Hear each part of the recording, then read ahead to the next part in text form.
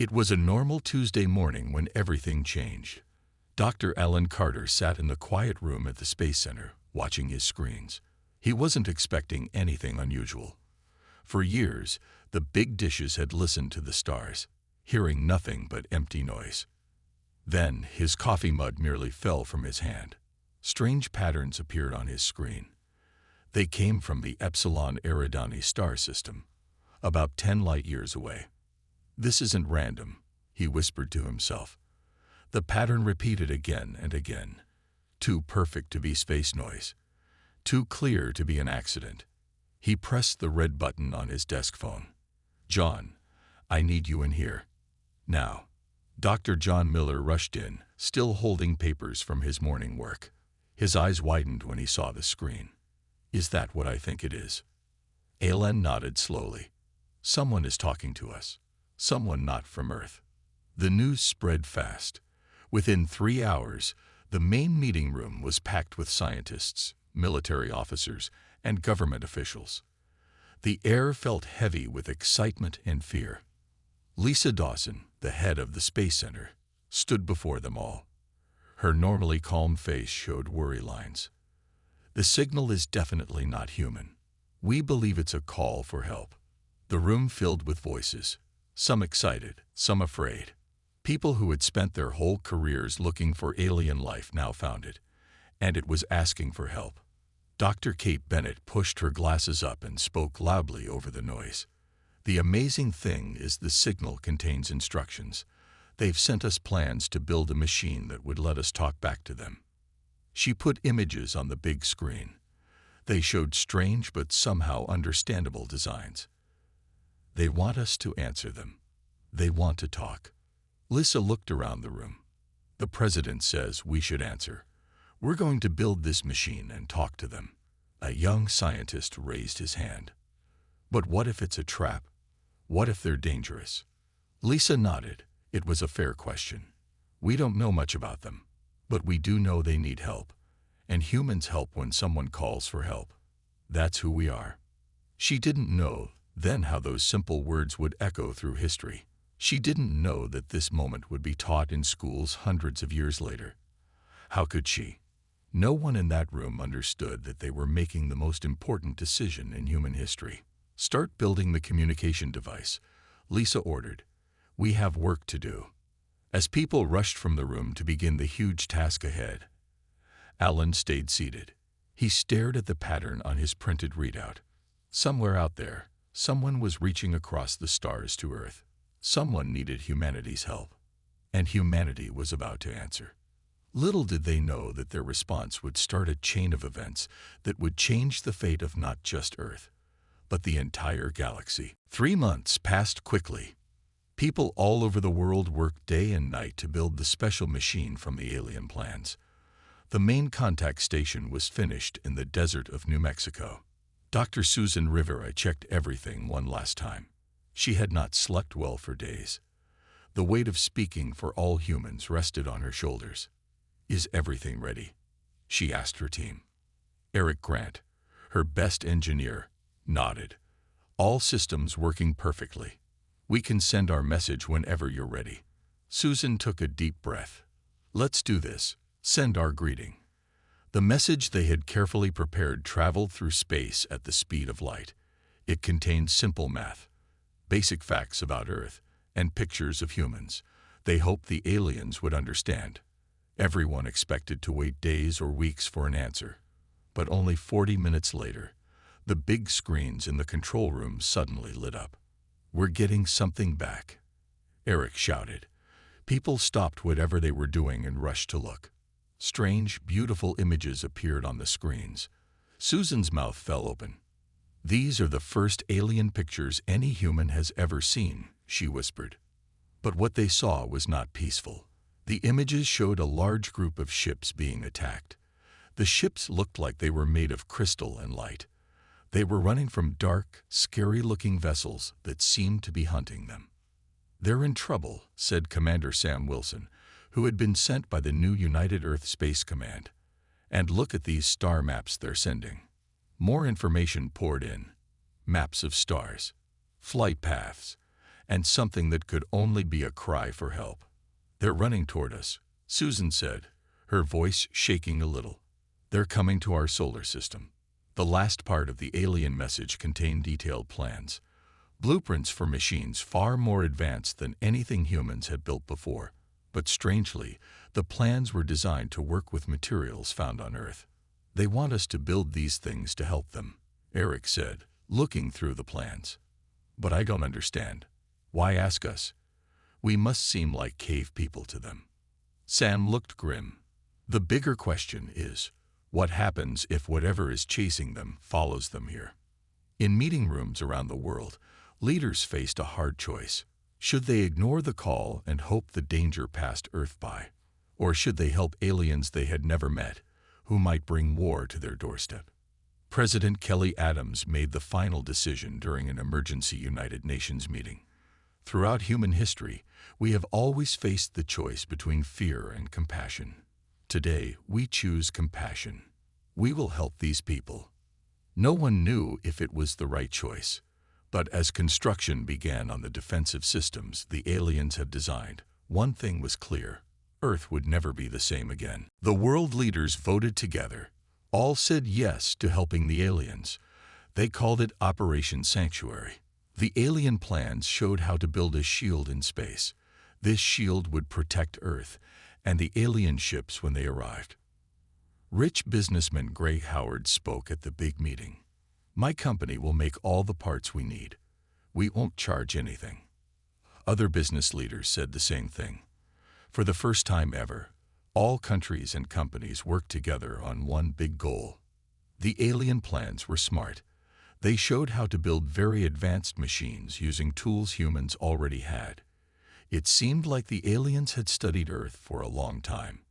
"They made the plans easy for us to follow," said Dr. Olivia Martinez as she watched workers build the first piece. "But we only have 8 months before their ships get here. And the bad aliens will come right after them." The work started right away. Rocket launches happened every day, sending parts to space. Astronauts and special robots put everything together. People on Earth got ready too. They built underground shelters and stored food and water. Armies around the world prepared for anything.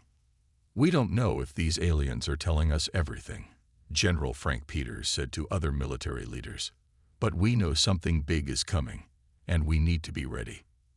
Every night, people could see flashes in the sky from all the rockets. Parents tried to explain what was happening to their children. Nancy Clark sat with her young son in their backyard, watching the lights in the sky. "Why are we helping them, Mom? We don't even know them," her son asked. Nancy smiled. "Sometimes we help others not because we know them, but because it's the right thing to do." All over the world, factory workers made parts day and night. Engineers worked without sleep. Space agencies from different countries that once competed now worked side by side. The shield started to take shape in space. It looked like a giant web of shining metal and energy points. Nothing like it had ever been built before. News shows talked about nothing else. Some people were scared and angry. "What if the aliens are tricking us?" they asked. Others felt excited about meeting beings from another world. Scientists learned new things every day as they built the alien technology. "We're advancing hundreds of years in just months," one engineer said on TV. Time was running out. The calendar showed that the alien fleet would arrive in just 3 months. The shield was only half finished. "Work faster" became the words everyone lived by.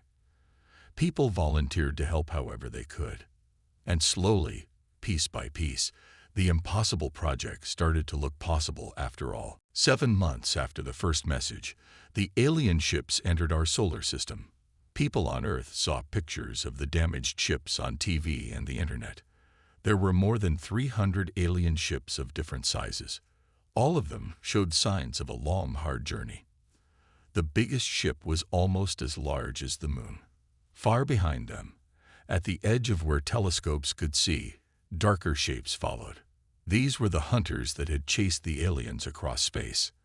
Admiral Laura Peterson stood on the bridge of the UES Defender, Earth's first real spaceship. It had been built quickly using a mix of human and alien technology. "Open a channel to the lead alien ship," she ordered. The aliens didn't talk like humans expected. Instead of words, they sent colors, sounds, and feelings that somehow made sense in the human mind. Their message was easy to understand. "Thank you. We need help. And be careful." They call themselves the Luminary, Laura told Earth in her report. They've been running for about 70 Earth years. The things chasing them are called the Void Collective. The Void Collective attacks other aliens and steals their technology and energy. Then came the big surprise. The Luminary had not found Earth by accident. They had been watching humans for a long time. They didn't choose Earth because humans were strong or had advanced technology. They chose Earth because humans often helped strangers, even when it was dangerous to do so. "They've been watching us for hundreds of years," Laura explained. "They chose us because even with all our problems and fighting, humans still help people they don't know." As the Luminary ships moved behind Earth's new defense shield, people finally saw what the aliens looked like. They were beings made of crystal-like light that moved and changed shape like shining water. The leader of the Luminary called itself Elder Guide. It told humans the full story of their long escape across the stars. "The Void Collective doesn't just destroy," Laura reported after talking with Elder Guide. "They change other aliens to become like them. Most species who fight them end up joining them. The Luminary are one of the few who have kept fighting. They think humans can resist too." Time was running out. The Void Collective would reach Earth in just a few days. People everywhere were scared but also excited. Humans were about to face their first space battle. They would fight alongside aliens to protect Earth from other aliens. It was like something from a movie, but it was really happening. Schools closed. Many people left big cities. Others watched the sky day and night, hoping to see the alien ships with their own eyes. On the space station, astronaut Maria Wong took a picture of one of the Luminary ships passing close by. The picture showed a beautiful vessel that looked like it was made of light and crystal. "It's the most beautiful thing I've ever seen," she wrote in her message with the picture. The whole world held its breath, waiting for what would happen next. The Void Collective ships came without warning. They didn't talk or make any demands. They just appeared, thousands of dark ships that blocked the view of the stars as they moved toward Earth. "Look at them all," whispered Paul Jackson on the UES Defender. "I've never seen so many ships." Admiral Peterson kept her voice calm. "Everyone stay in position. Keep the shield at full power." The attack started suddenly. Dark energy like long fingers reached out and touched the shield. Where they touched, the shield glowed bright blue. On Earth, people watched the battle on their screens. This was the first time humans had fought aliens in space. The shield, built from alien plans by human hands, stopped the first attack. But it was already getting weaker. "They're looking for weak spots," said Dr. Diane Lewis from the Moonbase. "Each attack is a little different." The Luminary ships, still damaged from their long journey, moved to help. Their crystal ships glowed with energy that made the shield stronger wherever it was weak. Then the Void Collective tried something new. Some smaller ships broke away and flew toward Mars, ignoring Earth. "They're attacking our Mars base," shouted Commander Bill Hart from the UES Valiant near Mars. The small human settlement on Mars had no protection. Without hesitating, 3 Luminary ships left the safety of Earth's shield and flew to stop the attack. They gave their lives to save the humans on Mars. The battle grew bigger and more intense. The Void Collective saw how humans and Luminary were fighting together, so they sent more ships. Soon dark ships surrounded the whole solar system. There was no way to escape. Admiral Peterson got a message request from the Void Collective. Her officers told her not to answer, but she did anyway. What appeared on the screen was strange. It looked partly human, partly like the Luminary, and partly like something completely different. All these parts were joined together in a machine-like body. When it spoke, it sounded like many voices talking together. "Your fighting is unusual," the being said in perfect English. "Most aliens give up when they understand what we offer." "And what do you offer?" Peterson asked. "We offer the next step in life. No more death. No more sickness. No more being alone and weak. We are the future for all thinking beings." Peterson answered right away. "We like to choose our own future. Thank you." The screen went dark, and the real attack began. All over Earth, people watched the sky. Some prayed. Some held their loved ones close. Everyone knew that what happened next would decide the future of humanity. "We're in big trouble," Nickel Ward shouted on the UES Defender. "The shield is breaking all over." 3 days into the battle, Earth's defenses were failing. Even with humans and Luminary fighting together, there were just too many enemy ships. On Earth, things were getting very bad.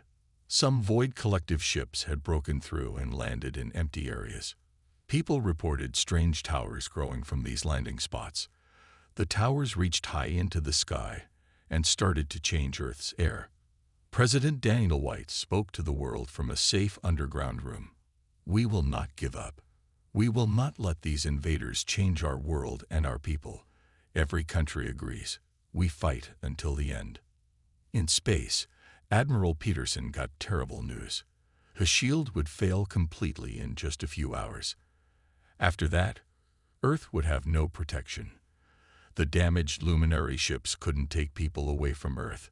There were too many people and not enough ships. That's when Dr. Alan Carter, who had found the first alien message months ago, came up with a desperate plan.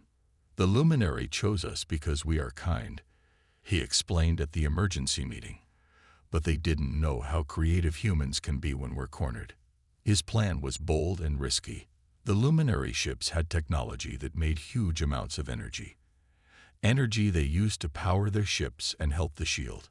If that energy was changed to a different kind, it might make a weapon that the Void Collective had never seen before. "We're not talking about destroying them," Alan said. "We're talking about breaking the network that connects them. The Collective is strong because they act as one, but that's also their weakness." The plan needed sacrifice. Every Luminary ship would have to give all its remaining energy to the human fleet. The alien ships would be left with no power and unable to move.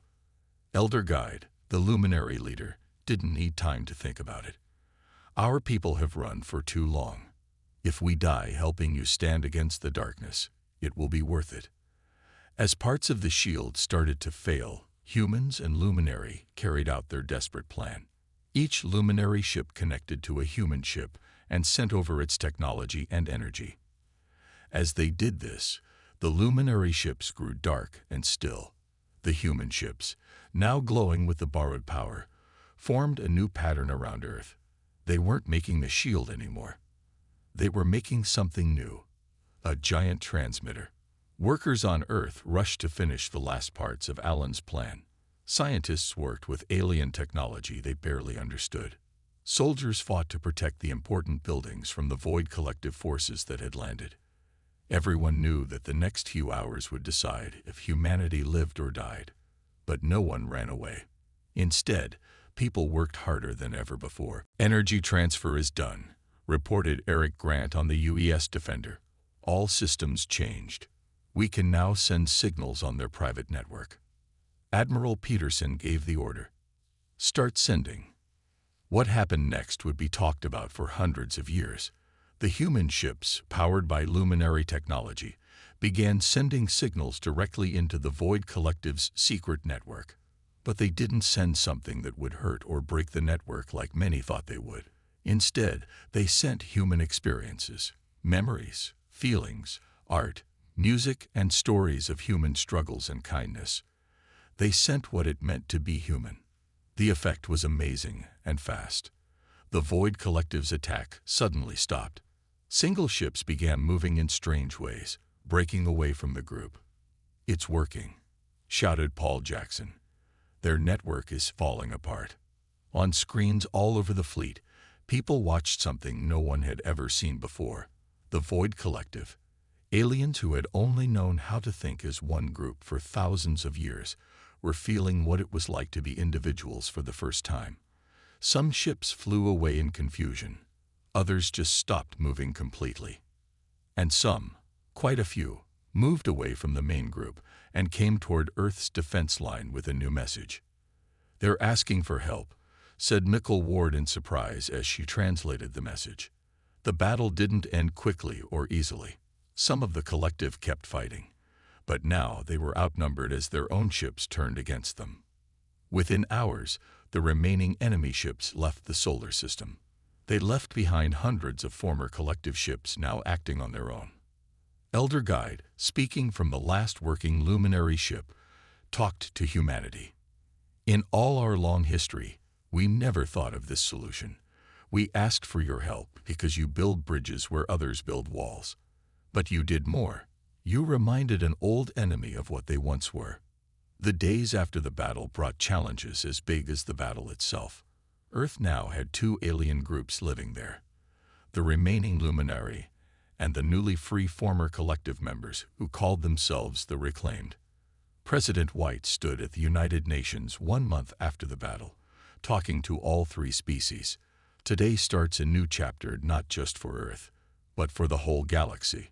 We answered a call for help, not knowing if we would live through it. We acted because it was right, not because it was easy." He pointed to the Luminary and Reclaimed representatives. "Our new friends have amazing technologies. They have histories millions of years long. But today, they stand with us because of something very human: our ability to see the value in all life, even when it's different from us." In the years that followed, an alliance formed that would spread across the galaxy. Other aliens who had been hiding from the collective came out to join the growing group of free worlds. And at its heart was humanity, not the most advanced or strongest species, but maybe the most important one, because when faced with a choice between saving themselves or helping strangers in need, humans had answered the call.